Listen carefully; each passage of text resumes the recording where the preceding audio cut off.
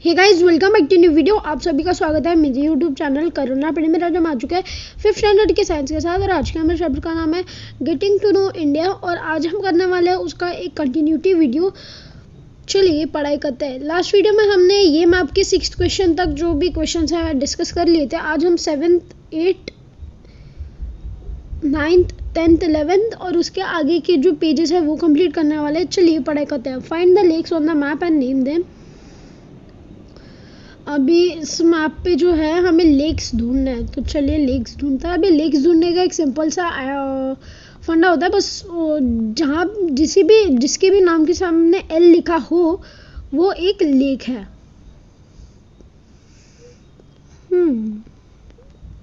I guess वो ये map में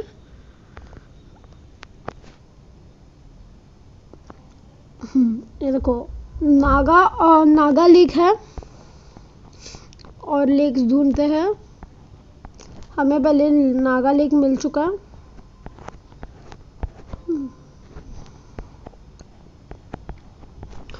और नागा लेक हमें मिल चुका है। ये लोड हो रहा है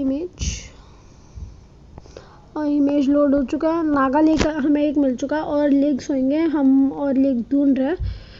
यहाँ पे रिवर्स दिखा रहा है, रिवर्स का नाम दिखा रहा है, प्लेट्यूज का नाम दिखा रहा है। आई गेस हमें थोड़ी सी इसकी मदद ले लेनी चाहिए। एल्टीट्यूड की मदद से कुछ समझ में तो आ नहीं रहा, पर स्टिल हमें एक लेक तो मिल चुका है, नागा लेक मिल चुका है। अभी बाकी के लेक्स आप ढूंढ सकते हो तो बताओ। मुझे तो और लेक्स नहीं मिल रहे, शायद आप ढूंढ पाओ। अभी हम आगे बढ़ेंगे हमारे नेक्स्ट क्वेश्चन पे। Find and name the gulfs and the direction in which they are located with respect to India. Okay, gulfs ढूंढते हैं। gulfs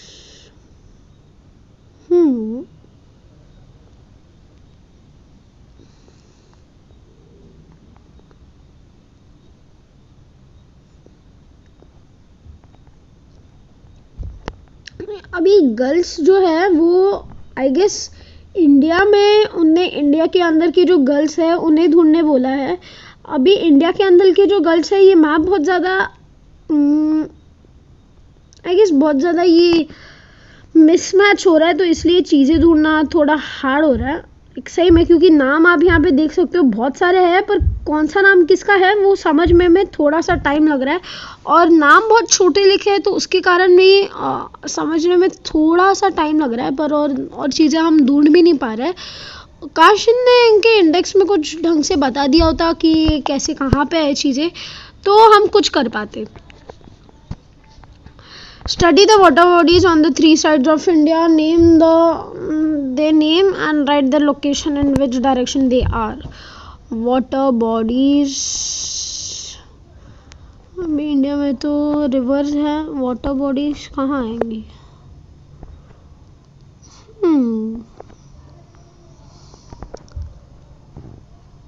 okay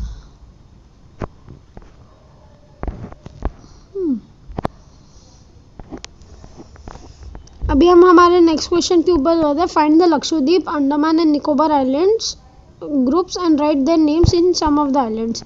Lakshadweep, Andaman, Nicobar island, इन सब के नाम यहाँ पे लिखे हुए हैं।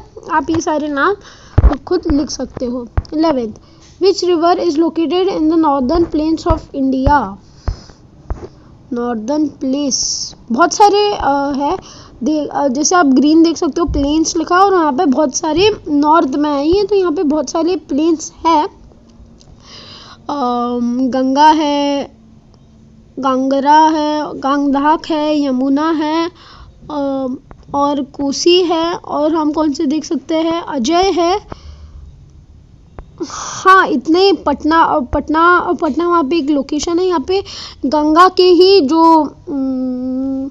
रिवर्स की जो साइड है वही प्लेन्स में है। नॉर्दर्न साइड में ब्रह्मपुत्र भी प्लेन्स में आ रहा है, तो हाँ ये नाम है जो नॉर्दर्न साइड आ रहा है इंडिया के प्लेन्स के ऊपर। अभी हम हमारे नेक्स्ट चीज़ के ऊपर बढ़ते हैं। We learn about the physical setup of India. with the help of the map and the questions given with it. Our countries compress various rivers, mountain plateaus, plains, islands, etc. The Indian subcontinent is surrounded by water on the three sides that taper towards the south. The part is called the Indian Peninsula. Our northern border is defended by the lofty Himalayas and country has forest, plains and deserts. अभी हम यहाँ पे क्या समझ सकते हैं कि हमारी country rivers, mountains, plateau, plains, island, ये सारी चीज़ों से भरी हुई है और वो तीन जगहों से सराउंडेड है पानी. ये पहली साइड अरेबियन सी, दूसरी बे ऑफ बंगाल और नीचे इंडियन ओशन. ये जो है ये तीनों आंसर थे हमारे 9th क्वेश्चन के और उन्हें लोकेट भी करना था. तो ओपन सी वेस्ट और बे ऑफ बंगाल ईस्ट और इंडियन ओशन साउथ. तो हमारा ये भी क्वेश्चन का आंसर हमें मिल चुका है. अब इसके आगे हम क्या देखेंगे कि ये पार्ट को हम कहते हैं इंडियन पेनिनसुला और हमारा जो ऊपर का पार्ट है वो साउथ में this part is called Indian peninsula और वो पार्ट क्या है, टेपर है. वो पार्ट आते आते आते आते छोटा होते जाता है, इसलिए हम उसे इंडियन पेनिनसुला कहते हैं. और फिर हमारी जो नॉर्दर्न बॉर्डर्स है वो हिमालयास के लॉफ्टी रेंजेस से कवर्ड है और हमारी कंट्री में all over country forest, plains, deserts, mountains, ये सारी चीज़ें तो एग्जिस्ट करती है. अब यह forest region, desert region, plains, mountainous region और मार्शी रीजन के